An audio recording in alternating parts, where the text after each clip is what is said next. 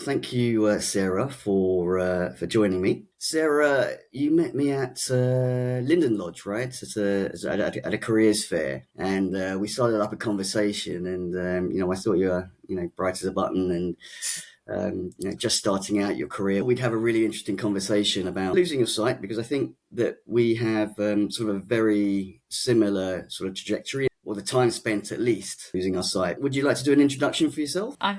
I'm Sarah, and I graduated from uni last year, and I lost my sight 5 years ago in the space of a week and a half. Yeah, that's me in a nutshell.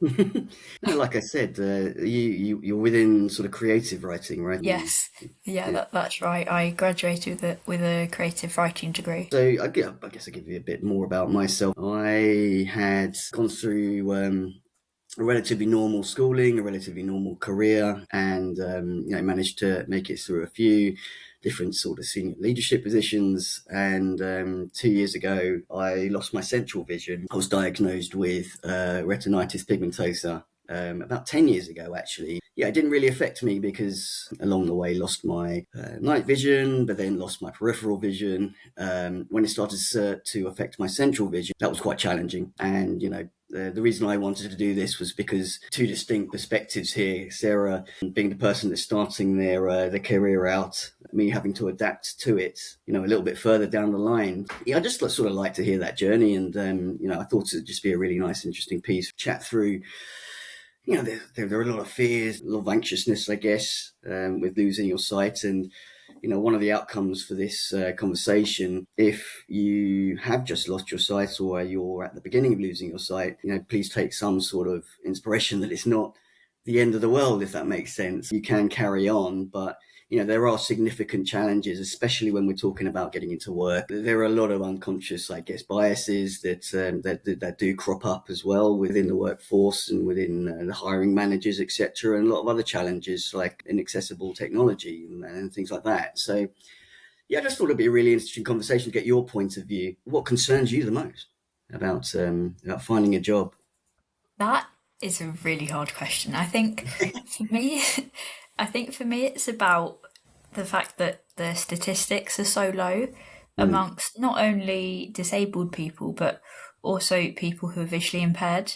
I think the statistic is 25% or one in four people who are blind or partially sighted are currently in employment. For me is really shocking. It shouldn't be like that, but that's not to say that there's no hope because it's about that finding the right job and knowing that the right job for you is out there somewhere. If you applied for a job and then didn't get it, it just means that that's not the right job for you and that it's still out there. Like you say, that Darren, there are those bias and people's perceptions around visual impairment as well, Mm.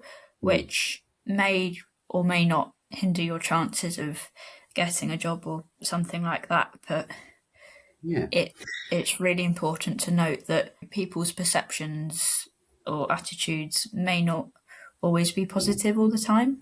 Well, I was looking at the same statistics as yourself. I actually gave up my job because lots of different things that I needed to do, from product management to developing to e-commerce and call to action and click-through rates and all of that sort of stuff. So it was very heavily data driven. But I just didn't feel like I was prepared enough to do that. So I literally sat on the sofa for 6 months and just thought, what am I going to do now? It's a harrowing experience, quite frankly, because it can feel like a bottomless pit. I'd consider that grief, quite frankly. The shock of Yeah. losing your sight and, giving yourself the space to, I would say, deal with that is really, really important.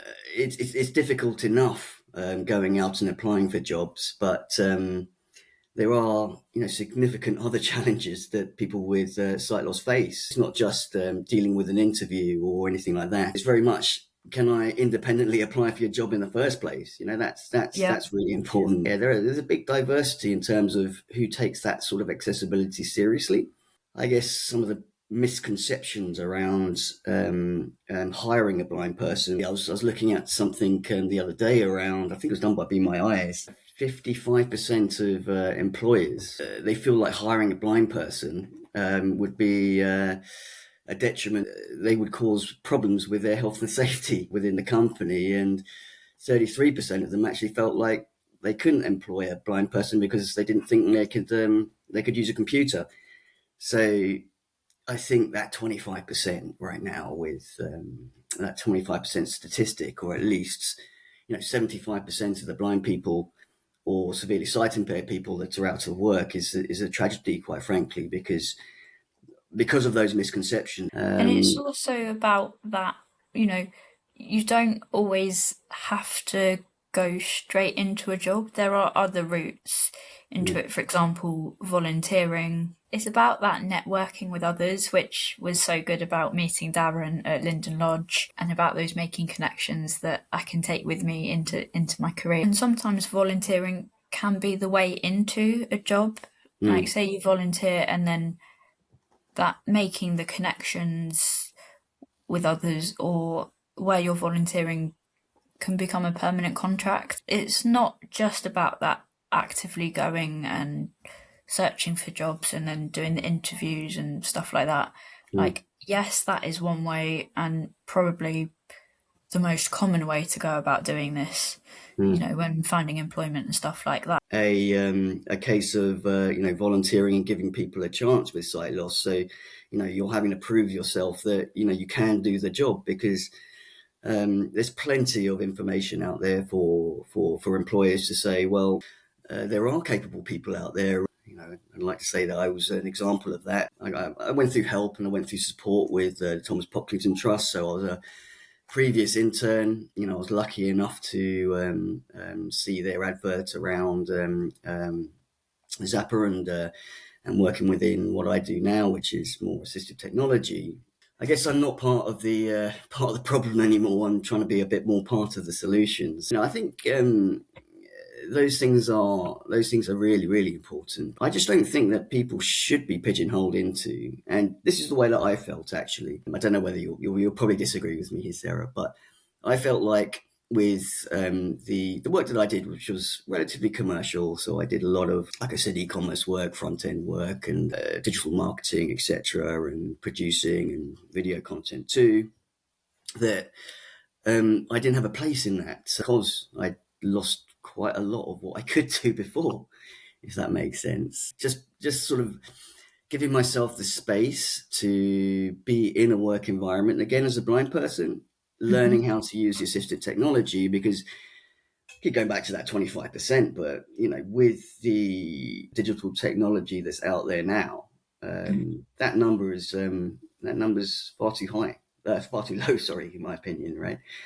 Yeah, and it just, like, you don't know what's going to be round the corner, if that makes sense as well. I mean, I was still in education when my eyesight deteriorated. I only graduated last year, so I'm only just starting to enter the world of work and world of employment. I feel like there's loads of support packages out there, Mm, regardless of whether it's like employment related support or mental health support, emotional support. We're trying to come to terms with it. There's so many support packages out there that can help you. And it's about making that application process accessible as well. mm, So whether that's through, I don't know, an accessible application form, assistance with mock interviews, there's so many, things that could be considered inaccessible or uncertain around when to do something. But mm, there's so many people out there and so many support packages that you know you can utilize and make use of. Like we're saying, the statistic of disabled people and people who are blind or partially sighted is just so low that these support packages are essential for helping people to find work. mm. And I think from a governmental budgetary perspective as well, it's something that they're keenly trying to encourage people to do as well. And it is challenging, though. It is challenging, and I think we've come so far. When I was first diagnosed with retinitis pigmentosa, it was I went to the doctor, actually, um, or the ophthalmologist, and he said to me, "Yeah, you've got retinitis pigmentosa. We can't tell you when your sight loss is going to go, but it will go at some point. We can't tell you how severe that's going to be, and good luck. See you soon. Right? We'll see you next year."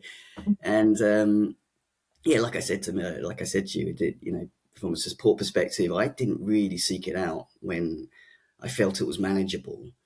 And this kind of leads into, I would say, when to tell people about your sight loss as well, because I had significant sight loss. I was severely sight impaired when I moved into my sort of last two jobs.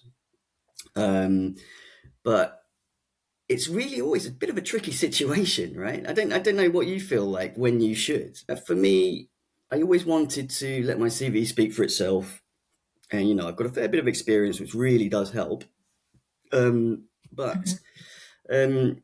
you just don't want it to get in the way, I believe. You know, it could hinder your chances because if an employer sees, oh, this person's got sight loss, Mm, they might. I'm not saying all employers are like this because, in fact, the majority of them are understanding and things like that. But again, it's like we were saying earlier that bias and potential negative attitude and perception around sight loss. If there's a question that says, please tick if you've got a disability and things like that. If the employer is disability confident, mm, that just feels like a tick box exercise. Having applied for a role that where the employer claimed to be disability confident, mm, and then I got to the interview stage and everything, and then didn't get the role. And normally I'll be like, okay, that's fine, it's all part of the learning process. But what if the reason I didn't get said role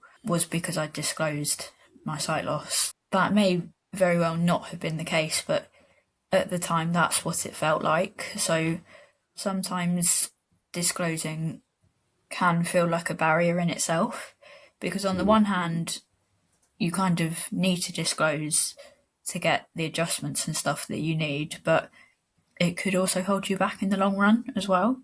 Yeah, I'll tell you what I used to do. Like I said, I was sort of severely sight impaired when I was going through a few interview processes, and I used to not say anything for the first interview.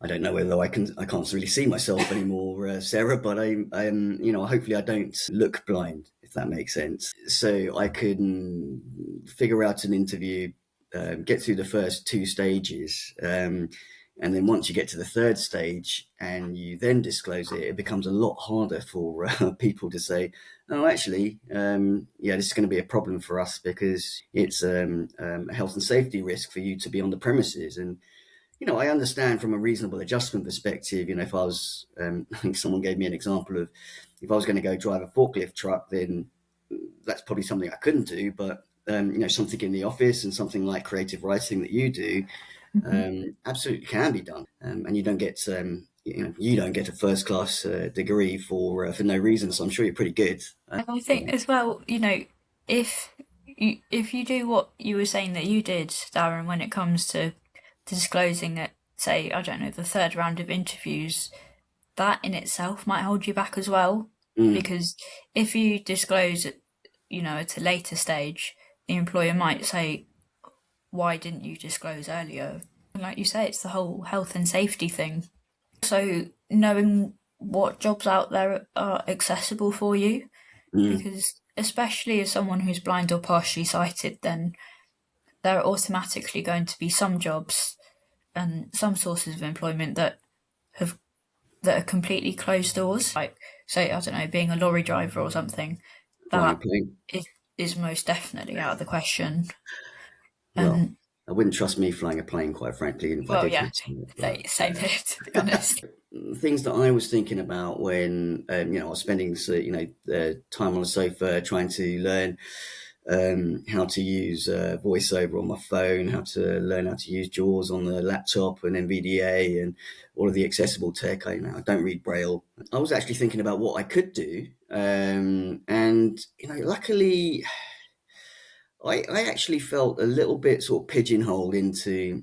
I have digital experience, I have digital technology experience, Hmm. but the only people that would accept me with as a blind person were within accessibility roles. I think you know vaguely what I do in terms of using computer vision technology to assist the blind in walking through complex spaces and access product packaging and things like that. Like I said, bring a lot of lived experience, which my company feel extremely valuable for them. But on the other side, I could still do a marketing job. I could still do a digital job. There's so many schemes, like you said, like Access to Work and things like that, who will take the burden of smaller teams to provide the technology that's actually needed. And JAWS licenses can be relatively costly, especially for a small team. Yeah, I felt like I was a bit pigeonholed into just doing those things where my sight loss provided value to the company itself, but it shouldn't have been, in my opinion. There are some things that just wouldn't have been open to me if my eyesight hadn't deteriorated. And I ask myself the question, if I could get my sight back tomorrow, would I take it? But in the grand scheme of things, my answer to that would be no, Mm, because yes, I would love to be able to see again and stuff, but equally, I understand that so many doors have been opened for me since losing my sight, and I feel that doors will continue to open for me in that respect. And it goes back to what I was saying earlier about how the right job is out there for you, and sometimes I feel that that right job wouldn't be the same as it would be if I hadn't have lost my sight. It's about grabbing those opportunities with both hands, I think saying, someone else has asked me the same question, and I absolutely said to them that sight loss has become such a part of me now, and I only lost my sight 2 years ago, and all the adapting and all hardship, I guess, that people may feel is extremely challenging. Must have been a real pressure on you and things like that. So I've got a little son as well, so how do you look after a son with sight loss and all of that sort of stuff? But you cope. and I've always just felt that this is going to seem really controversial, but like my eyesight was what, or at least the level of eyesight that I had before all the sight loss stuff happened, Mm, was what shaped my whole identity. mm, So like, I've never had much, if any, peripheral vision, mm-hmm, but when my central vision deteriorated, that just felt mm. like it was the end at that point, and so disheartening, and that I wouldn't know what the future held for me, if anything. It's made me come to realise that that's not the case at all, and I guess there's no positive way to say this really, but my sight loss has kind of formed my identity now, and identity continues to evolve and all of Mm. that kind of stuff. But the opportunities that I've had in the 5 years since my eyesight has deteriorated, it's just like I've had so many that I just wouldn't have had otherwise. Whether that's employment related, education related, volunteering related. There's so many opportunities that exist out there, Mm. not just for me, but for other people who are blind or partially sighted as well. I think to your point around, would I ask for my vision back? I would absolutely. I'd have to think long and hard about it, quite frankly. And I know that from a medical perspective, they're doing lots of great work, and it's come on so far in that sort of 10 years since I've been diagnosed, and I was told like, see you next year. There's nothing we can do. But I would have to think very long and hard about getting my sight back because, yeah, everything that I've experienced in these 2 years has been because really of my sight loss, and I tend to like to get away with a few more things because of it than I would do as a sighted person, and enabling myself to overcome the fear of walking out the front door and Yep. thinking you're going to hit something, that molds you as a person, I think, and helps you along the way. So you do become a little bit more robust, and I think you do become a bit more stronger willed in that respect to get over life's challenges, which I yeah, I think is is a great thing. And honestly, I think one of the other things, Sarah, is I don't know whether you felt this or not, but with my sight loss, I found it a lot easier to meet friends. I mean, for me, it's about having that network as well. Mm, Because, all right, I know in some respect I've always been a part of the visually impaired community, but I mhm, didn't really interact with people who were blind or partially sighted um, until about 9 years ago, until mm, I became a part of my local sight loss charity. I've got friends who are blind or partially sighted. I've got friends who are fully sighted, mhm, and then everything in the middle, if that makes sense. If I hadn't have, because so I lost my sight in the middle of sixth form, which was so I went to university a year and a half after my eyesight had deteriorated, and at that point, other than medical professionals and family, I wasn't talking about it with anyone. I felt if I started talking about it out, it would start to become real. And then again, like when I started writing about my sight loss when I was at uni, and I was writing sight loss memoirs and everything. And then for me, it's about raising that awareness that sight loss can provide you with opportunities, and you know, losing your sight doesn't have to be the end. It no. could be the beginning of something else. Again, it's about that finding the opportunities, grabbing them with both hands when you can, and raising awareness about that with others. Yeah, no, absolutely. And I think it's a slow process getting that message out to as many people as possible, but it does get through, and people do.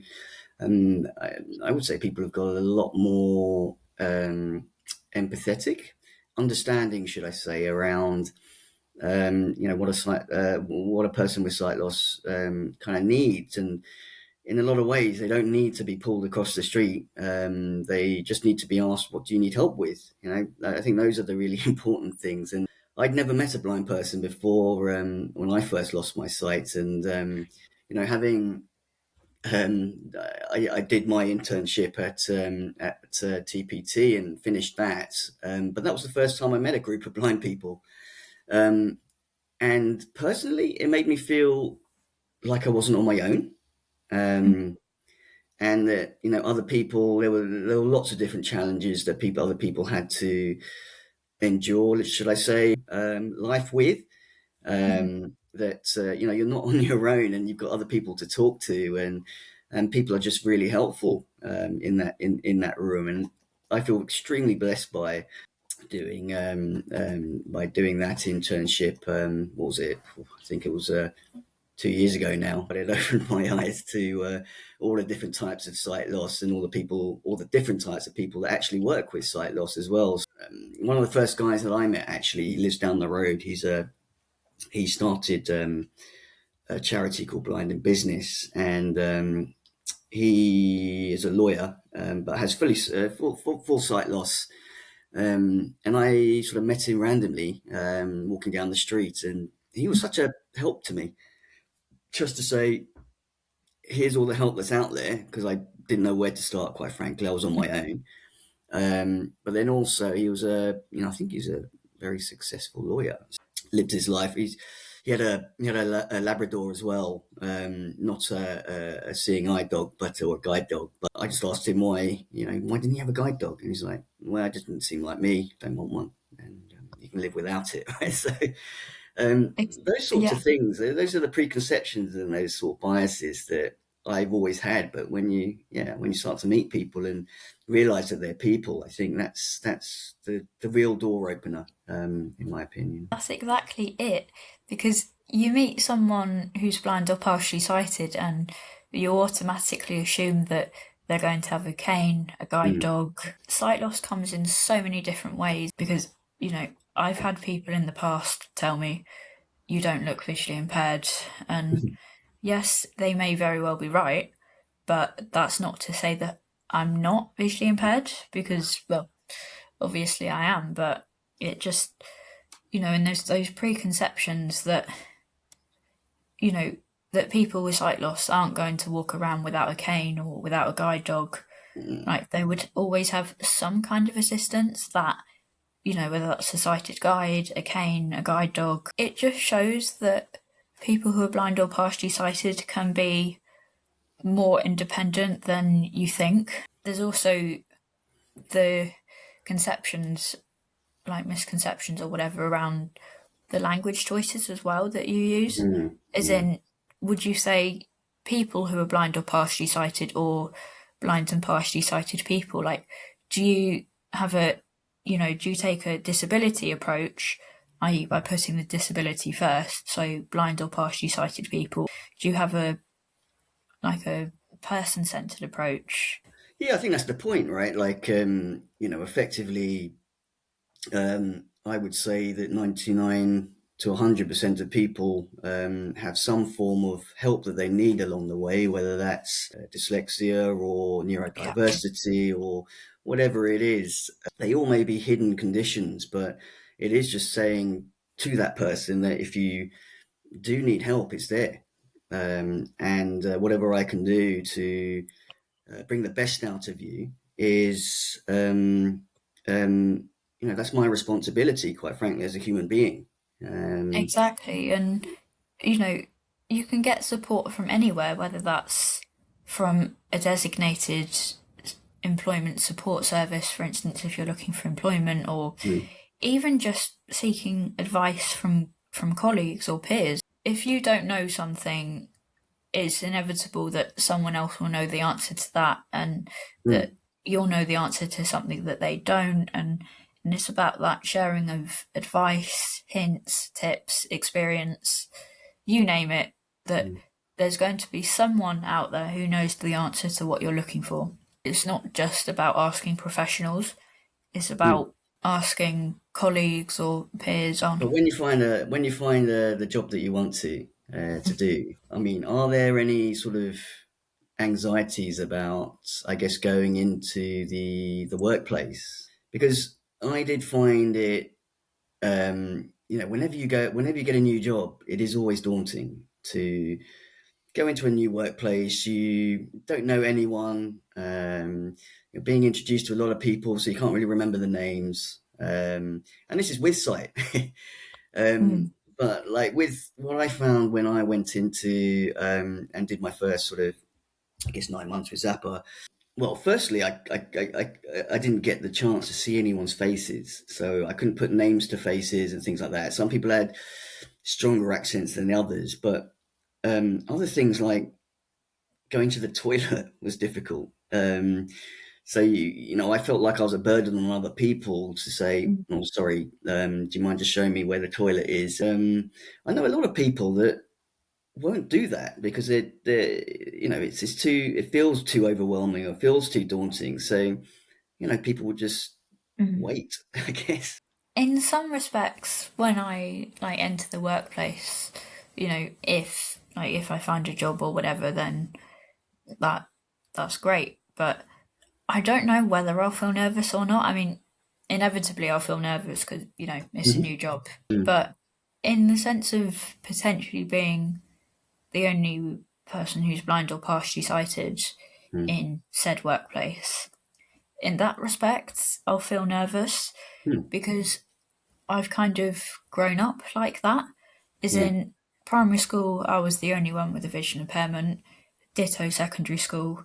Sixth form, there were three or four of us with a visual impairment. Then again, university, I was the only one on my course, but also my campus Mm, with a visual impairment. So I've kind of grown up around fully sighted peers as well, in educational settings. In that sense, I'm not too nervous mm, because the fact that I've already experienced being in settings where I've been the only one who's blind or partially sighted, then yeah.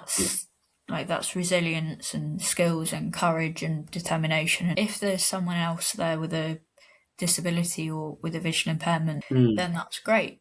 But equally, with I think the statistic is 2 million people with sight loss in the UK. So, mm, it's inevitable that I'll meet someone else with sight loss at some point. If I hadn't have met you, Darren, there's again we only met like what, a month ago or something, Mhm. but in that month alone, you've given me so many opportunities that I wouldn't have either had or ever dreamed of. So that's exactly it. It's through the connections you make, the networking, that you find those opportunities that may very well be the key to unlocking employment.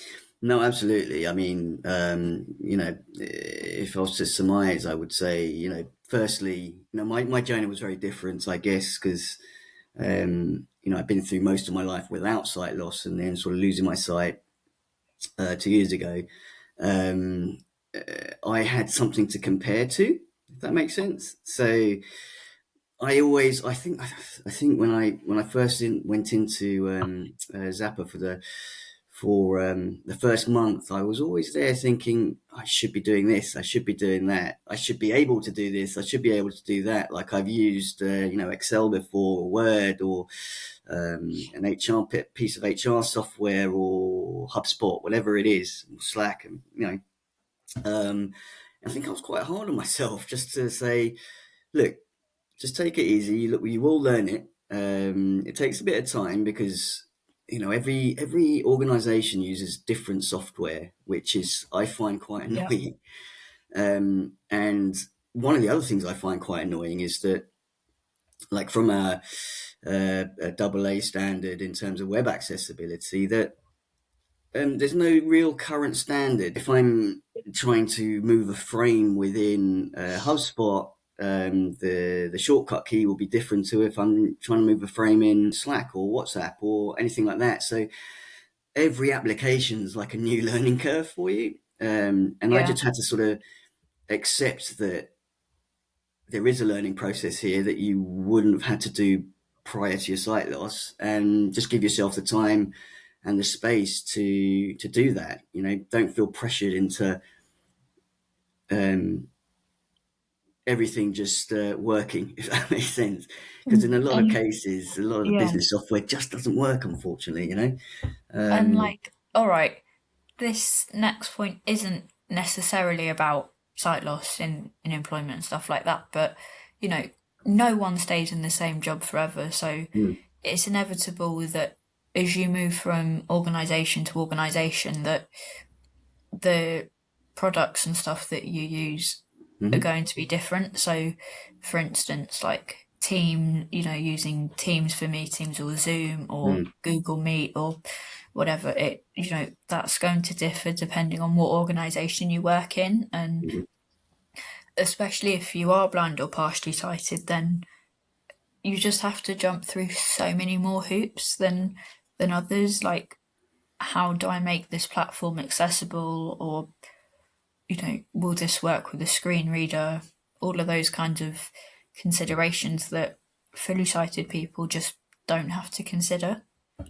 No, I absolutely agree, and I think that's why I am quite glad in sort of working within the space that I do work.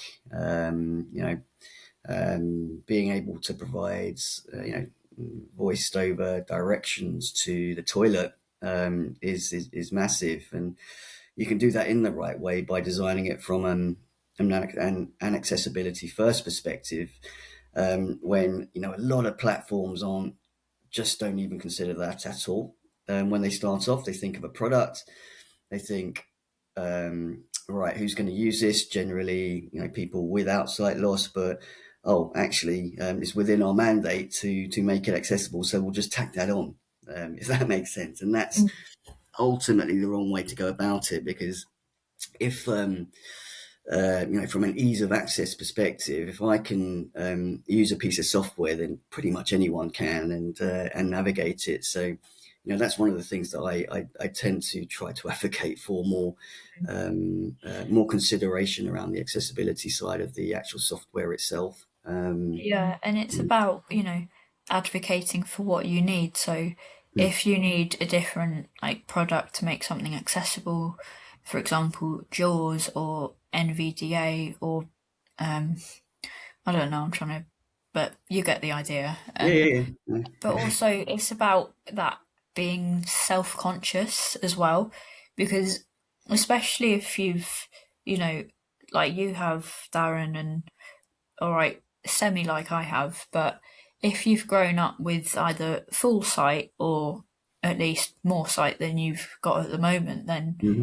it's about that adjustment period and Mm, knowing that you didn't used to have to ask for help with something, but you now do, and it's that wanting to hold on to that independence and all right, I don't want to call it holding on to your dignity, but it is kind of that in a sense because especially if you're asking someone, oh, can you point me in the direction of the facilities or mm, whatever, you mm, know, it's occasions like that that you may feel a little self-conscious and like not ashamed to be asking for help because you know asking for help is okay and mm, everyone's going to have to do it at some point or another, but you know asking for help with such simple things that you used to be able to do and you can't do anymore, mm. it's like you've lost a little bit of confidence every time you ask for it, if that makes Absolutely. sense. No, absolutely. And I think one of the hardest things that I would say that I learnt to do was to ask for help. And I'm a typical, I guess, I was a typical Londoner. I tried to, rush my way from A to B. Not really paid too much attention towards anything else. And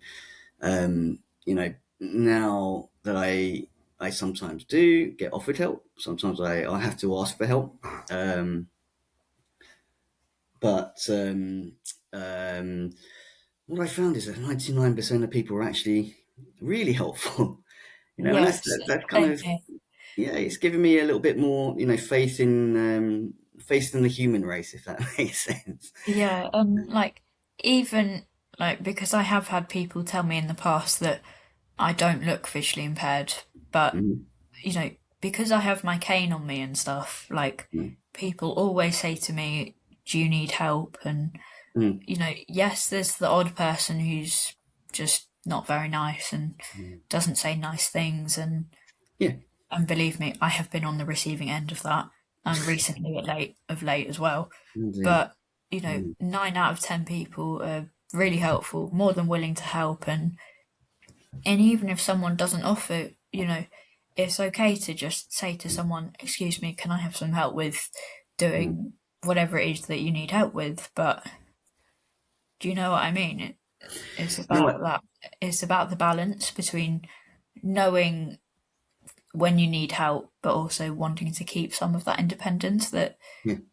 that you had in the past, especially if you've gone from full or near full sight to, you know, what we've both got now.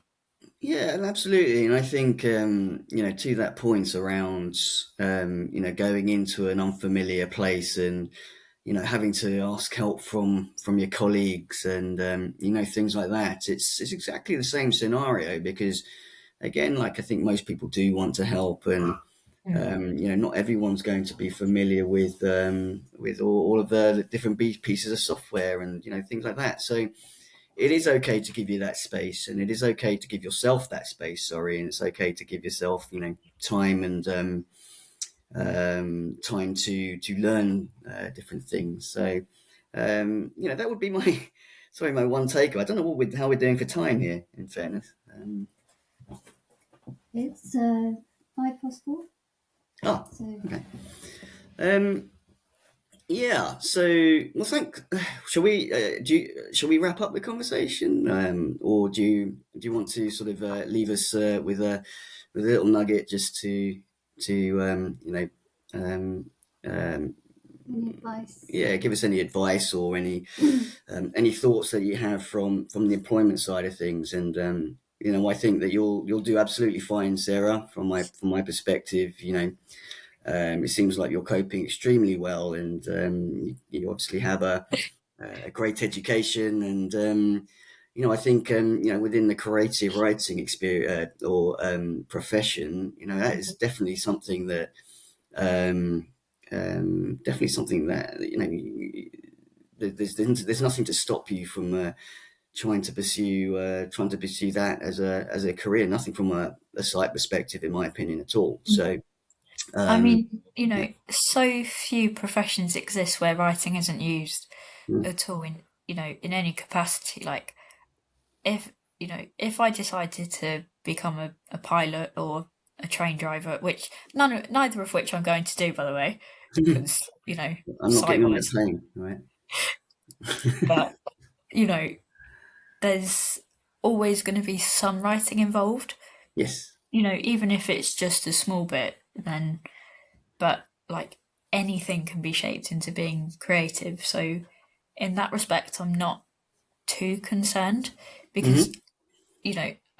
I know that I'll get to use my writing in some sense, Hmm. but it, but, you know, if I had to give one piece of advice, it would be find something you enjoy, embrace every opportunity that that gets offered to you or you come across, and grab every opportunity that you've got, basically, because you don't know what's going to lead to a job. Like, it could, it could be the smallest thing.